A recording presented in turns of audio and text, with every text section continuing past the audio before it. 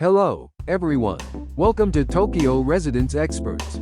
For foreign expats relocating to Tokyo or looking for a flat or investment property, this channel is dedicated to introducing you to Tokyo and Japanese property and culture.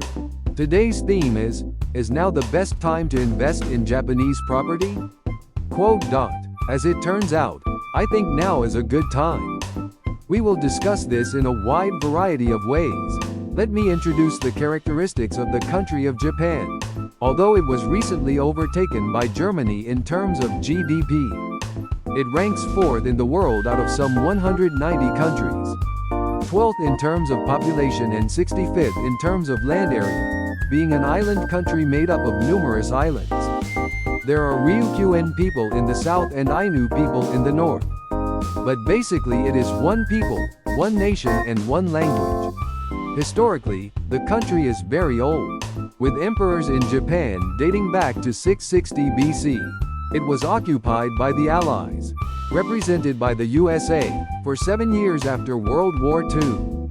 But this was a period of war responsibility and not a direct occupation.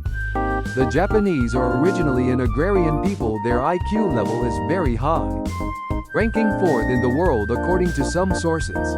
The next section examines the characteristics of the Japanese people. Firstly, because the Japanese are originally an agrarian people, they are tenacious and inventive. Of course, hunters are also inventive in their hunting methods and tools.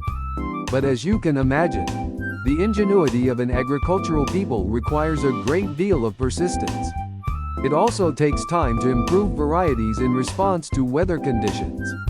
Incidentally, Japan is, perhaps unsurprisingly, world-leading in agricultural technology.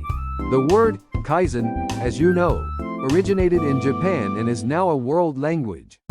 On the other hand, from a geopolitical point of view, Japan is an island nation, which has not been invaded for a long time, and has a very high sense of fellowship because it has been a nation of one people and one country. They also value harmony. On the other hand, they are not good at asserting themselves. There is also the problem that English is not their first language. But they value harmony and do not say too many unnecessary things. I have heard that in Europe and the USA, debate classes are usually held from primary schools onwards. Surprisingly, there were no such classes in Japan until recently. When I was a manager myself in the past, it was often the same people who spoke up at meetings, while others remained silent. Did they think that by speaking up, I was disagreeing with them? But when I asked the silent ones one by one for their opinions, they would often come up with great opinions. It probably depends on the atmosphere of the place. In short, they value the congenial atmosphere of the place, rather than strongly pushing their own opinions. However, if the discussion takes place in a congenial atmosphere, very good ideas can be generated.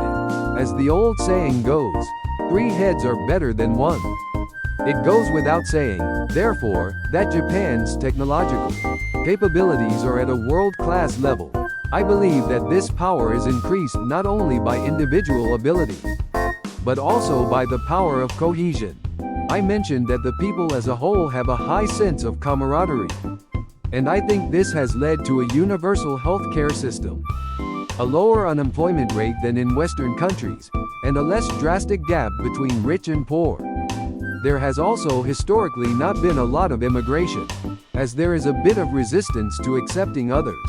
Next, I will discuss Japan's economy in light of its characteristics. I basically believe that population power is national power. Therefore, a country with a large population also has national power.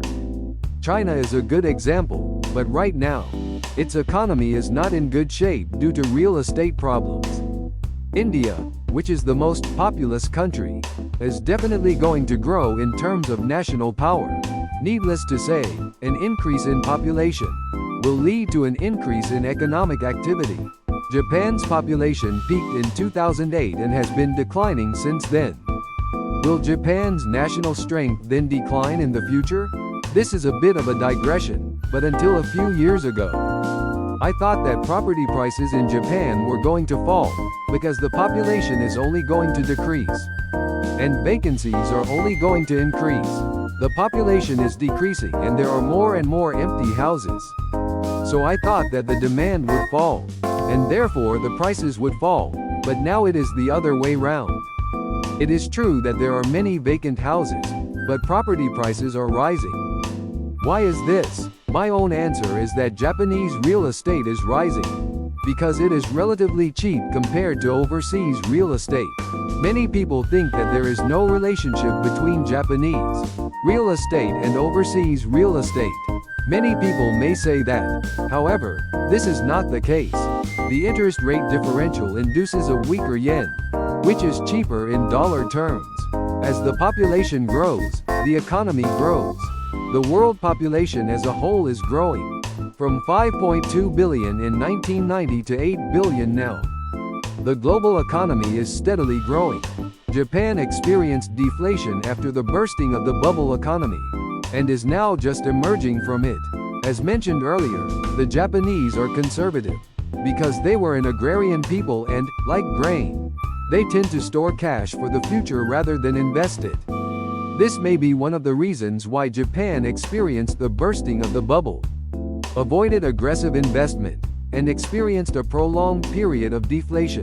During Japan's deflationary period, the price gap between Japan and the rest of the world continued to widen, because Japan alone was in a deflationary direction, just like an isolated country. The same applies to wages. In the past, wages in Japan were high, so people moved their factories to countries with low wages, but today, the average wage in Japan is the 21st lowest in the world in terms of US dollars, lower than in neighboring South Korea. Now, many foreigners from abroad come to Japan on holiday and realize how inexpensive the prices are, and even call Japan, cheap Japan. So I am sure that wages, prices, interest rates and the Japanese yen will rise in the future. In order to resolve the situation of relative cheapness, compared to the rest of the world, negative interest rates were recently lifted. Nevertheless, the interest rate gap between Japan and the US remains almost unchanged, and the yen continues to weaken. Japan will certainly raise interest rates in the future. In contrast, the US will lower interest rates. This will cause the yen to appreciate. For example, if you invest in property now, you can buy it at a lower price in dollar terms, and then lease the property and operate it. The yen will appreciate and you can make a higher return in dollar terms. I think that angle is quite high. In Japan, there is a business category called trading companies. By their nature, trading companies are closely involved with countries around the world, so their salaries are increasing in line with global wages, rather than in line with Japanese wages. In the same way, Japan is closely related to the rest of the world. So it is certain that wages in Japan, as a whole, will rise in line with the rest of the world, and taxes in Japan, a country with a large deficit, are likely to rise in the near future. Stocks are also said to have reached new highs since the bubble, but they have not yet reached new highs in dollar terms. And since the US has reached new highs every year in the past, Japan has finally reached the starting line and has plenty of room to rise in the future. This is all for today. Thank you for watching until the end. I myself am a real estate agency. So if you are interested in buying or selling real estate for your home or for investment, please contact us via our website via the QR code.